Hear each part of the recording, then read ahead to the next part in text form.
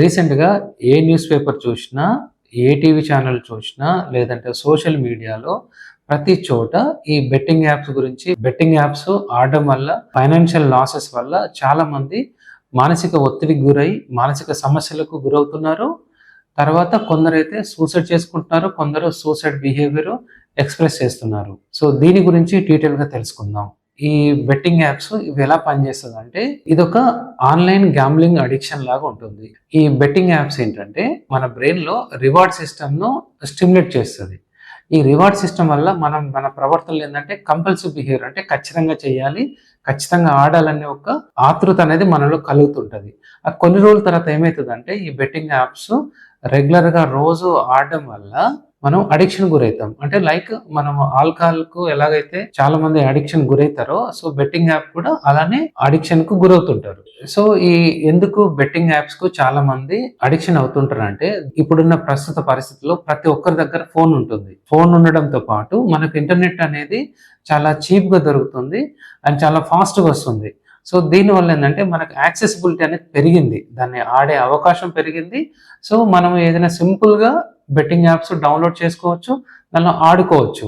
ఈ online games తర్వాత betting apps దాన్ని డిజైన్ చేసేటప్పుడు ఎట్లుంటుందంటే, మనము ఏది చేసినా మనకు దాంట్లో రివార్డ్స్ వచ్చేటట్టు, లేదంటే మన దాంట్లో ఎక్కువ పాయింట్స్ వచ్చేటట్టు, లేదంటే చిన్న చిన్న యాక్టివిటీకి మనం విన్ అయినట్టు, తర్వాత మనకి ఎక్కువ పాయింట్స్ వచ్చి ఆ లీడర్ బోర్డ్‌లో మనం ముందున్నట్టు చూపిస్తుంటారు. ఇలా చేయడం వల్ల మన బాడీకి ఏమవుతుందంటే, మన బ్రెయిన్‌కు మళ్ళీ ఆడాలి, మళ్ళీ ముందుండాలి అనే ఒక ఆలోచన మాటికి వస్తుంటది. మనం ఖచ్చితంగా వద్దనుకున్నా మళ్ళీ అదే బెట్టింగ్ ఆడగలుగుతాం, నేనేమైనా చేయగలను అనే ఆలోచన వస్తుంటది.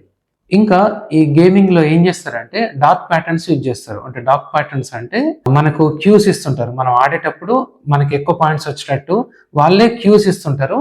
ఇంకా కొందరు ఏంటంటే ఆటో రెన్యువల్స్, ఇష్టం లేకున్నా దానికంతట అదే రెన్యువల్ అయ్యి మనకు పాయింట్స్ వచ్చేసి మళ్ళీ గేమ్ ఆడేటట్టు ఎంకరేజ్ చేస్తుంటది. ఇంకొకటి ఏంటంటే, ఈ యాప్స్ ఎవరైతే యూజ్ చేస్తుంటారో వాళ్ళు ఎక్కువగా డిస్కస్ చేస్తుంటారు అన్నట్టు, పీర్ ప్రెషర్ అన్నట్టు. ఇప్పుడు మన ఫ్రెండ్స్ ఏంటంటే, ఎవరైనా మన గ్రూప్ లో నేను ఆ బెట్టింగ్ యాప్ లో ఇన్ని వచ్చినాయి, ఇంత మనీ వచ్చింది, నాకు ఇంత రివార్డ్స్ వచ్చినాయి, ఇలా మాట్లాడుకోవడం వల్ల ఇష్టం లేని వ్యక్తికి కూడా అరే నేనేదో కోల్పోతున్నా, నేను అందరిలా లేను అనే ఆలోచన వల్ల కూడా, అంటే పీర్ ప్రెషర్ వల్ల వాళ్ళు కూడా వాళ్ళకి ఇష్టం లేకున్నా ఆ బెట్టింగ్ యాప్ లో ఆడడానికి, బెట్టింగ్ పెట్టడానికి తెలియకుండానే ఇన్వాల్వ్ అవుతుంటారు, అడిక్ట్ అవుతుంటారు. బెట్టింగ్ యాప్స్ లో ఎట్లుంటుందంటే, స్టార్టింగ్ లో సింపుల్ ఫేజెస్ ఉంటది, సింపుల్ గా విన్ అవుతుంటారు. అందుకని చెప్పేసి మనం విన్ కాగలం, మన వల్ల అవుతుందనే ఒక ఆలోచనతో మనీ తొందరగా సంపాదించవచ్చు, పైసలు తొందరగా సంపాదించవచ్చు అనే ఆశతో చాలా మంది బెట్టింగ్ యాప్ లో మనీ పెడుతుంటారు. కానీ గుర్తుపెట్టుకోండి, యాప్ డిజైన్ చేసేది చాలా హైలీ ఇంటెలెక్చువల్. వాళ్ళు ఏంటంటే, మనకు ఏ గేమ్ లోనైనా నువ్వు ఎంత బాగా ఆడినా మనకు మనీ వచ్చేటట్టు వాళ్ళు చెయ్యరు. ఈ రోజు ఇచ్చినా కానీ రేపు మళ్ళీ అంతే అమౌంట్ తీసుకునే అవకాశం ఉంటుంది. ఎందుకంటే అది ఒక అడిక్షన్ ప్యాటర్న్ క్రియేట్ చేస్తుంది. ఇంకా కొందరు ఏం చేస్తుంటారంటే, ఎవరైతే ఖాళీగా ఉంటారో, ఏం చేయాలనో తెలియదు, ఏ వర్క్ లేక ఫ్రీగానే ఉన్నాం కదా, ఒకసారి చూద్దాము, ఆడదాము అని ప్రయత్నం చేసి బెట్టింగ్ యాప్లకు అడిక్ట్ అవుతుంటారు. ఇంకా కొందరు మానసిక సమస్య ఉన్న వాళ్ళు, యాంగ్జైటీకి గురవుతున్న వాళ్ళు, డిప్రెషన్కి లోనైన వాళ్ళు, ఎవరైతే మూడ్ స్వింగ్స్ ఉంటాయో వారికి, ఎవరైతే లోన్లీగా ఫీల్ అవుతుంటారో వాళ్ళు కూడా ఎక్కువగా ఈ బెట్టింగ్ యాప్స్కు అడిక్షన్ గురవుతుంటారు. ఇక్కడ మనకు ఒక విషయం అర్థం చేసుకోవాల్సింది ఏంటంటే, కొందరికి ఈ బెట్టింగ్ యాప్స్ అడిక్షన్ వల్ల మానసిక సమస్యలు వస్తాయి. కొందరు మానసిక సమస్యల వల్ల ఏం చేయాలనో తోచక ఈ బెట్టింగ్ యాప్స్ కు అడిక్ట్ అవుతుంటారు. కొందరు ఈ బెట్టింగ్ యాప్స్ గురించి తెలియకున్నా ఈ మధ్యలో జరిగే సోషల్ మీడియా ఇన్ఫ్లుయెన్సర్స్ వల్ల, ఆ సోషల్ మీడియా ఇన్ఫ్లుయెన్సర్స్ వీటి గురించి చెప్పడం వల్ల వాళ్ళు కూడా క్విక్ మనీ కొరకు, అంటే వెంటనే మనీ సంపాదించవచ్చు, ఈజీ మనీ గురించి అత్యాశతో వీటికి అడిక్ట్ అవుతున్నారు. ఈ అడిక్షన్ ను నియంత్రించడం ఎలా? ఈ బెట్టింగ్ యాప్లను నియంత్రించడానికి మన స్టేట్ గవర్నమెంట్ అన్ని రకాల మెజర్స్ తీసుకుంటుంది అండ్ రెగ్యులేటర్ చేస్తుంది అండ్ మానిటరింగ్ కూడా చేస్తుంది. ఇక్కడ మోస్ట్ ఇంపార్టెంట్ ఏంటంటే, మన సెల్ఫ్ కంట్రోల్, సెల్ఫ్ అవేర్నెస్ అనేది చాలా వరకు ఇంపార్టెంట్. ఎందుకంటే మన అబిలిటీస్ మనకు తెలుసుకోవాలి, మన జాగ్రత్తలో మనం ఉండాలి. సో ఈ సెల్ఫ్ కంట్రోల్ అంటే స్వీయ నియంత్రణ అండ్ సెల్ఫ్ అవేర్నెస్ అనేది చాలా చాలా ఇంపార్టెంట్. ఇలాంటి వాటికి అడిక్ట్ కాకుండా ఉండడానికి చాలా వరకు పనిచేస్తుంది. ఏదైనా క్విక్ మనీ గురించి ఎక్కువగా మనము ఆశించొద్దు. ఏదైనా మనం కష్టపడిందే మనకు ఎప్పుడు చెందుతుంది.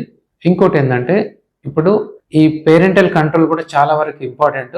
చాలా మంది యువకులు ఈ చదువు కొరకు వేరే కాలేజ్కి వెళ్ళడం, వేరే ఊర్లకు వెళ్ళడం, అండ్ ఎక్కువగా ఒక పేరెంట్స్ కన్నా పిల్లలకు ఈ మొబైల్ ఫోన్ ఎలా వాడాలనే దాని గురించి ఎక్కువ అవగాహన ఉంటుంది. సో దానివల్ల చాలా మంది బెట్టింగ్ యాప్ లో మనీ ఎక్కువగా సంపాదించాలనే ఒక ఆలోచనతో చాలా మంది వారి దగ్గర మనీ లేకున్నా పేరెంట్స్ అడగకుండా ఆన్లైన్ లో కొన్ని లోన్లు ఇచ్చే యాప్ల ద్వారా మనీ తీసుకొని వాళ్ళ కెపాసిటీ కన్నా ఎక్కువ మనీ బెట్టింగ్ పెడుతున్నారు. సో దానివల్ల ఎక్కువగా ఫైనాన్షియల్ లాస్ అవుతుంది. సో ఎవరైనా పిల్లలు లేదంటే ఎవరైనా ఈ మధ్యలో రీసెంట్ గా అనవసరంగా మనీ ఖర్చు చేస్తున్నా, ఎక్కువగా మనీ అడుగుతున్నా, లేదంటే మనము ఏం చేయాలంటే వాళ్ళ యొక్క అకౌంట్ ను నియంత్రించాలి. ఎలా నియంత్రించాలంటే ఫస్ట్ ఆధార్ ఓటీపీ అనేది పేరెంట్స్ ఫోన్ కి వచ్చేటట్టు పెట్టుకోవాలి. ఇంకొకటి ఏంటంటే యూపీఐ బ్యాంక్ లో అకౌంట్ ఓపెన్ చేసినప్పుడు మన పేరెంట్స్ నంబర్ ఇచ్చేటట్టు ఉంటే బెటరు.